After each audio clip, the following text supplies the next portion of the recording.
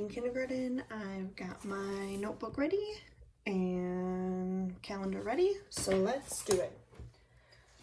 Alright. January, February, March, April, May, June, July, August, September, October, November, December, 12 months in a year. We're in the month of April. Let's read the letters together. A-P-R-I-L is for April. And we're looking for what number we need for today. Our box even has it down in the corner, but we can go back to what we know. After 6 comes 7 is our number for today. There are 7 days, there are 7 days, there are 7 days in a week. Sunday, Monday, Tuesday, Wednesday, Thursday, Friday, Saturday. We've got today, boop-a-da-boo, and the day that's already happened. Remember, we have to make a sandwich of today. The day that's already happened, that one is yesterday. And the one that's going to come next is tomorrow. Yesterday was Monday, yesterday was Monday, today is Tuesday, today is Tuesday, tomorrow will be Wednesday, tomorrow will be Wednesday, the middle of the week, the middle of the week. In your notebook, you can choose how you want to write today's date. You could write April as a number if you'd like. Think about what number you'd use for April. You'd use number 4. January, February, March. April is the 4th month. I spelled out April. If I wanted to do it the other way, 4/7/2020. I like to practice writing the days of the week, so I put Tuesday in there as well. So I want to show you that I have some eggs that we are going to practice with today. I like to use these in the classroom during Holy Week, but we're not in the classroom. So here are my eggs, and this is the way we're going to do our word work today. So in your notebook, it might be helpful to write down the colors. And I thought practicing our color word songs would be great too. So think about this one, think about what color it is, think about how you spell it. R-E-D, red, R-E-D, red. I can spell red, I can spell red. Fire trucks are red, stop signs are red too. R-E-D, R-E-D. So I've got a red egg. Ooh. O-R-A-N-G-E, orange. O-R-A-N-G-E, orange. O-R-A-N-G-E, orange. Orange is what that spells. Y-E-L-L-O-W spells yellow. Y-E-L-L-O-W spells yellow. Like the early morning sun when the day has just begun. Y-E-L-L-O-W spells yellow. Let's see here. G-R-E-E-N, G-R-E-E-N. I know how to spell green. G-R-E-E-N. Caterpillars are green and grasshoppers too. I know how to spell green. G-R-E-E-N. To left. B-L-U-E spells blue. B-L-U-E spells blue. Hi-ho, did you know B-L-U-E spells blue? Last one here is this one. P-U-R-P-L-E, purple, purple. P-U-R-P-L-E, that's how purple's spelled. So I've got my eggs here. And one of the things that I wanted to be able to do with my different colored eggs was to put them into groups. I'm going to put them back in my basket for now. Today, as part of a math lesson, you're practicing putting things into groups.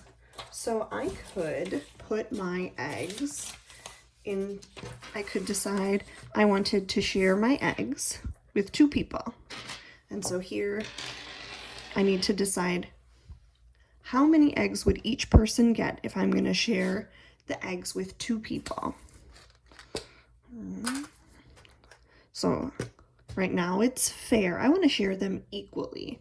Right now each person has 1 egg. There's enough to go around again. Each person would get 2 eggs. And I've got eggs left in my basket. If I were going to share my 6 eggs with 2 people, how many eggs would each person get? 3. Each person would get 3 eggs if I were going to share my eggs with 2 people. What if I wanted to share my eggs with 3 people? If I wanted to share my eggs with 3 people and I want to share them equally, equally means that I'm not going to take too many for myself.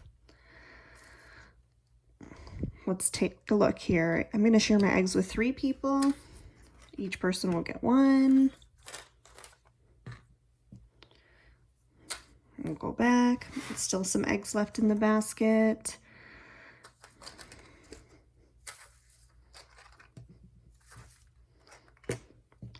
If I share my 6 eggs with 3 people, each person would get 2 eggs. There's a video attached to our classroom lessons that shows sharing equally some more, and I have attached some practice with sharing equally as well. I have to show you that inside of these eggs, I took my bananagram tiles and put letters inside.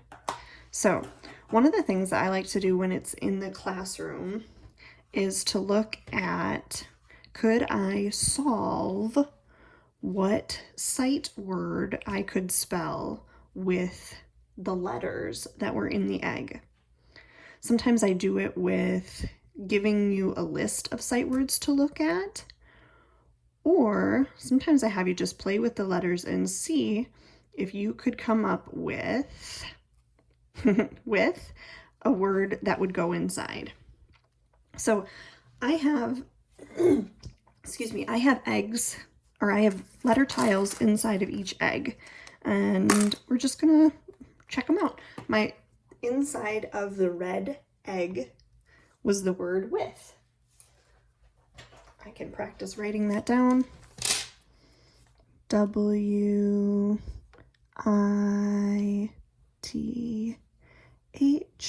I could rainbow write it. I could use it in a sentence. I've just found it. I've unscrambled the eggs. They right now are a scramble of letters. And if I unscramble them, they will make a word, one of my sight words.